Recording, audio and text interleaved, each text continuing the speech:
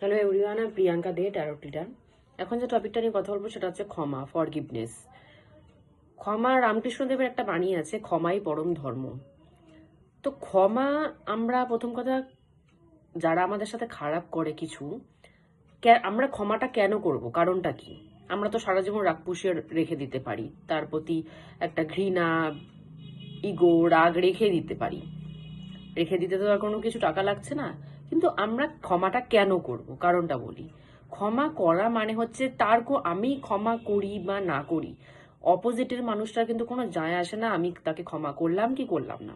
কিন্তু আমাদের যায় আসে যে আমরা ক্ষমাটা করতে পারছি কি না। কারণ ক্ষমা হচ্ছে এমন একটা জিনিস, ক্ষমা হচ্ছে আগুন, মানে সরি, কারোর প্রতি যদি কিছু রেখে দিই মনে, সেটা হচ্ছে আগুন, ক্ষমাটা হচ্ছে জল। তো ক্ষমা যদি আমরা করে দিই তাহলে আমরা নিজেকেই মুক্তি দিচ্ছি, অপোজিটের মানুষের কিচ্ছু আসবে না, ভালো খারাপ কিছুই হবে না।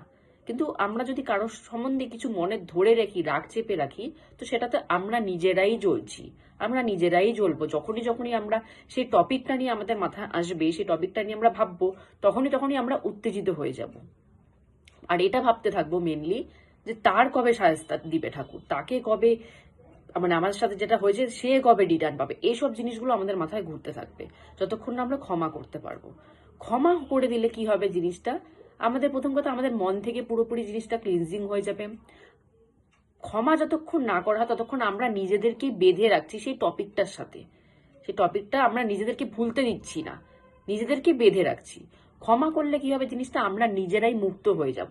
সেই টপিকটা মেবি ভুলতে পারবো না, কিন্তু সেই টপিকটা যখনই মনে করবো রাগ, মানে রাগ উত্তেজিত যদি হয়ে যাই, সেটা ক্ষমা করে দিলে সেই জিনিসটা আর আসবে না।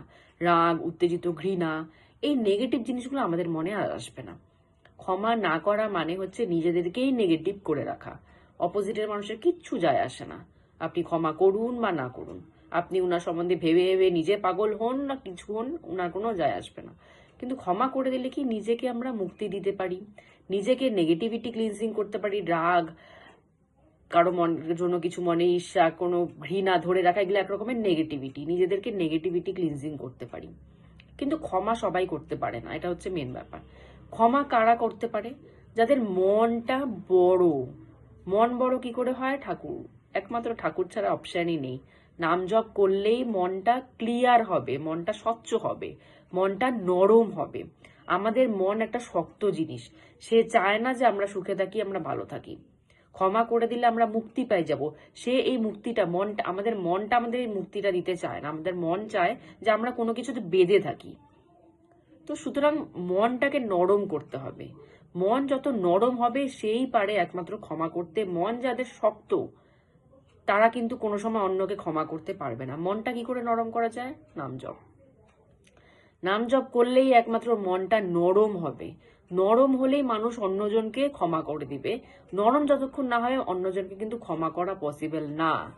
আর এমন ব্যাপার না যে আমরা ক্ষমা করে দিচ্ছি মানে তার সাথে আবার রিলেশনশিপ ঠিক করে নিচ্ছি, না, দরকার নেই। রিলেশনশিপ ঠিক করার দরকার নেই। আপনার সাথে যে একবার বিশ্বাসঘাতকতা করলো, যে ডিচ করলো, যে আপনার সাথে খারাপ বিহেভিয়ার করলো, তার সাথে রিলেশনশিপ ঠিক করার দরকার নেই। কিন্তু ক্ষমাটা করে দিবেন, তাতে কি হবে, আপনার মনটা হালকা হয়ে যাবে। আপনি ওনার সাথে থেকে সাইড হয়ে যান। আপনার যে উনা ক্ষমা করে দিয়ে আপনাকে যে আবার রিলেশনশিপ রাখতে হবে, ওনার সাথে কন্ট্যাক্ট রাখতে হবে, এরকম কোনো ব্যাপার নেই। আপনি ক্ষমা করে দিন, ক্ষমা করে দিয়ে আপনি নিজে ওনার থেকে সাইড হয়ে যান। তাহলে আপনি অনেকটা নিজে রিলিফ পাবেন। ক্ষমা মানে হচ্ছে নিজেকে রিলিফ দেওয়া, আর কিচ্ছু না।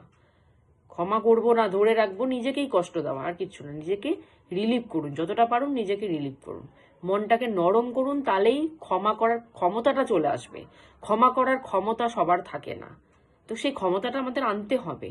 নাম জপ করে করে নিজের মনটাকে শান্ত করে, নিজের মনটাকে নরম করে, ঠান্ডা করে, তারপর গিয়ে ক্ষমাটা হয়। না হলে ক্ষমা সবাই পারে না করতে। সেই ক্ষমতা, অন্যকে মেরে দেওয়ার ক্ষমতা অনেকের আছে, বাজে কথা বলে দেওয়ার ক্ষমতা অনেকের আছে, ক্ষমা করার ক্ষমতা কিন্তু সবাইকে দেয় না ঠাকুর। তো সুতরাং নাম জপ করুন, তাতে মনটা নরম হয়ে যাবে, অন্যকে ক্ষমা করতে পারবেন। অন্যকে ক্ষমা করলে নিজের মুক্তির থেকে, নিজের বন্ধন থেকে মুক্তি হতে পারবেন। তো আজকের মতো এতটুকুই। জয় গুরু।